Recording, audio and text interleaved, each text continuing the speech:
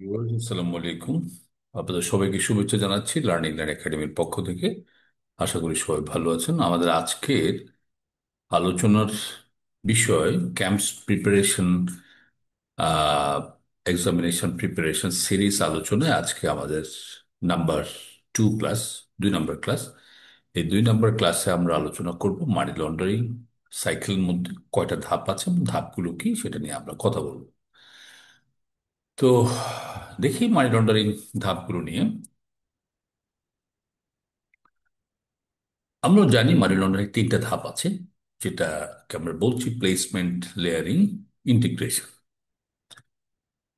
এই বিষয়টি ব্যাংকার, compliance officer এবং যারা স্টুডেন্ট আছেন এবং এমএল সেফটি পেশাজীবী যারা, তাদের জন্য খুবই গুরুত্বপূর্ণ।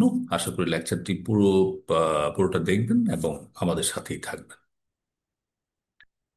প্রথমে আমরা আলোচনা করব মানি লন্ডারিং এর এটা এই সাইকেলটার মধ্যে কয়টা ধাপ আছে। আমরা জানি সাইকেলটার মধ্যে 3টা ধাপ: প্লেসমেন্ট, লেয়ারিং, ইন্টিগ্রেশন। প্লেসমেন্ট হচ্ছে অবৈধ টাকাকে সিস্টেমে ঢোকানো বা সিস্টেমে প্রবেশ করানো। সিস্টেম বলতে অর্থনৈতিক সিস্টেমে। যেমন আপনি একটা আজকে আপনার কাছে কিছু ক্যাশ টাকা আছে, সেটা আপনি ব্যাংকে কোনো অ্যাকাউন্ট খুলে প্রথমে আপনি সেটা স্টার্ট করলেন, অর্থাৎ ইকোনমিতে সেটা রান করালেন বা ঢোকালেন।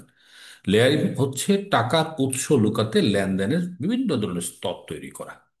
অর্থাৎ আপনি অ্যাকাউন্টে টাকাটা রাখলেন, টাকাটা রাখার পরে এটা রিমোট কোনো এরিয়াতে আরেকটা অ্যাকাউন্ট আছে সেখানে ট্রান্সফার করলেন কোনো একটা বেনিফিশিয়ারির কাছে, ব্যবসার লেনদেন দেখিয়ে, বা কোনোটা অবৈধ ইনভয়েস তৈরি করে ইনভয়েসের এগেনস্টে পেমেন্ট আরেকটা অ্যাকাউন্টে দিলেন। এই যে স্তর তৈরি করা, এটাকে বলছে লেয়ারিং। ইন্টিগ্রেশন হচ্ছে আপনি যেখানে টাকাটা পাঠিয়েছেন বা এরকম একাধিক অ্যাকাউন্টে পাঠিয়েছেন, সবগুলো অ্যাকাউন্ট থেকে টাকাটা সেল প্রসিড বলে নতুন আরেকটা অ্যাকাউন্টে বা আপনার পুরনো অ্যাকাউন্টে আবার সেটাকে অ্যাকুমুলেট করা, যেটাকে বলছি আমরা ইন্টিগ্রেশন। টাকাকে বৈধ হিসাবে অর্থনীতিতে আবার ফিরিয়ে আনা, মূল সাইকেলের মধ্যে আবার ফিরিয়ে আনা, এটাকে বলছি আমরা ইন্টিগ্রেশন।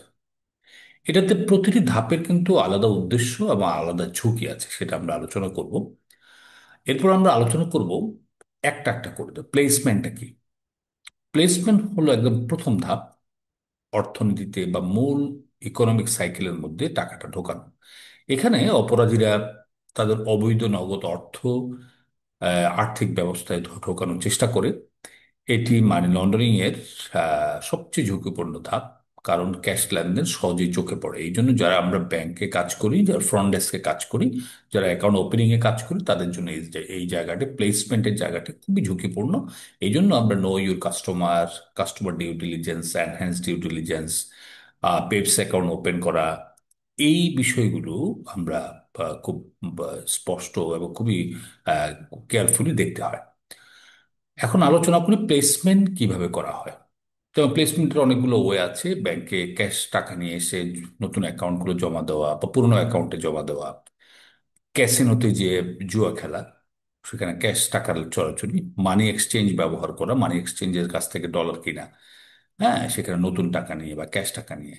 ক্যাশ ইনসেন্টিভ ব্যবসা, যেমন রেস্টুরেন্ট, দোকান, বড় বড় দেখবেন রাস্তার পাশে কিন্তু অনেক সুন্দর সুন্দর দোকান, কিন্তু সেরকম বেচা কেনা হয় না, কিন্তু অনেক পশ শোরুম। বিদেশে টাকা পাচার করা, বিদেশে টাকা পাঠিয়ে দেওয়া, লোন পরিশোধে অবৈধ টাকা ব্যবহার। আপনি ক্যাশ টাকা দিয়ে আপনার ক্লাসিফাইড লোন অ্যাডজাস্ট করছেন, কারণ আমরা যারা ব্যাংকার, আমরা যারা ক্যাশ টাকা নিয়ে লোন অ্যাডজাস্ট করে, আমরা কিন্তু এই জায়গাটা সবচেয়ে বেশি গুরুত্ব দিচ্ছি, কিন্তু লোন অ্যাডজাস্টমেন্ট হওয়া। প্লেসমেন্টের উদাহরণ কি হতে পারে? প্লেসমেন্টটা ব্ল্যান্ডিং অফ ফান্ডস, খারাপ ভালো অর্থের সাথে মিশিয়ে একসাথে চালিয়ে দেওয়া, অবৈধ টাকার সঙ্গে বৈধ ব্যবসার টাকা মিশিয়ে দেওয়া। আহ, যেমন মাদকের টাকা রেস্টুরেন্টে ক্যাশ আয়ের সাথে মিশিয়ে দেওয়া। মাদকের টাকা এনে আমি দেখাচ্ছে যে রেস্টুরেন্টে অনেক টাকা বেচা বিক্রি হয়েছে। অবৈধ টাকা দিয়ে ডলার, রিয়াল, ইউরো বা যে কোনো ধরনের ফরেন এক্সচেঞ্জ ক্রয় করা।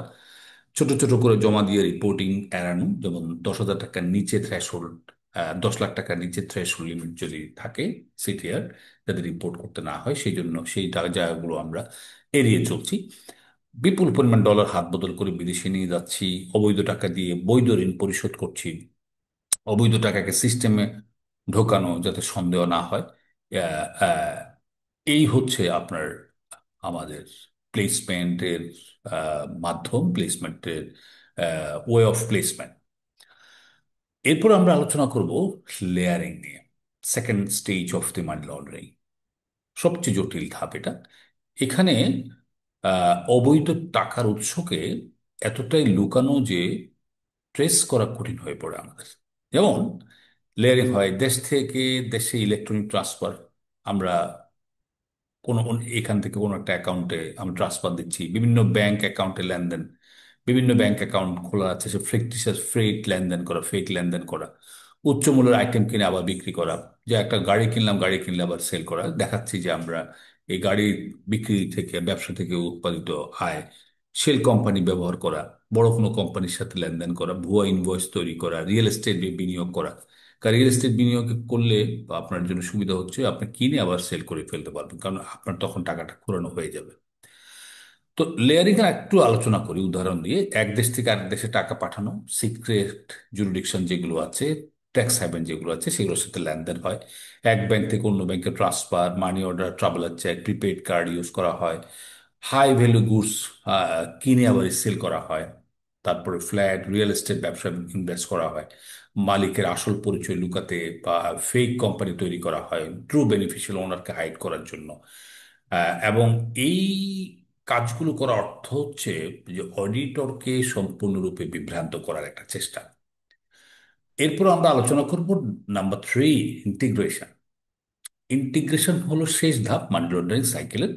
এখানে লন্ডার করা টাকা এমনভাবে অর্থনীতিতে ফিরে আনে যেন এটি বৈধ হয় এর মতো দেখায়। তো এইখানে বিশেষ করে রিয়েল এস্টেট বিনিয়োগ, বিজনেসে বিনিয়োগ, শেয়ার, বন্ড, বিমা, এরকম পলিসি কিনা বা শেয়ার কিনা, বন্ড কিনা, লাক্সারি সম্পত্তি কিনা, এইগুলোর মাধ্যমে কিন্তু মানি লন্ডারিং এর ইন্টিগ্রেশন পার্টটা হয়ে থাকে। সো আমাদের মূলত আমরা তিনটে স্টেজ এখানে আলোচনা করেছি। একটা হচ্ছে প্লেসমেন্ট, অবৈধ টাকা সিস্টেমে ঢোকানো, আর একটা হচ্ছে লেয়ারিং, টাকার উৎস লুকানো, আর একটা হচ্ছে ইন্টিগ্রেশন, যেটাকে বলছি আমরা টাকাকে বৈধ মনে করানো। কাকে? রেগুলেটরকে, অথবা ব্যাংকারকে, অথবা স্টেক হোল্ডারদেরকে। ধন্যবাদ ভিডিওটি দেখার জন্য। আমরা এই খুব সংক্ষেপে এই তিনটা ধাপ, মানি লন্ডারিং সাইকেলের তিনটা ধাপ আলোচনা করলাম। যদি আপনাদের ভালো লাগে, লাইক, কেয়ার, কমেন্ট, শেয়ার করুন। আমাদের লার্নিং লাইন একাডেমির সাথেই থাকুন। অন্য কোনো ভিডিওতে আবার দেখা হবে। দেখতে থাকুন ক্যাম্পস প্রিপারেশন ক্লাস। ধন্যবাদ সবাইকে। আসসালামু আলাইকুম।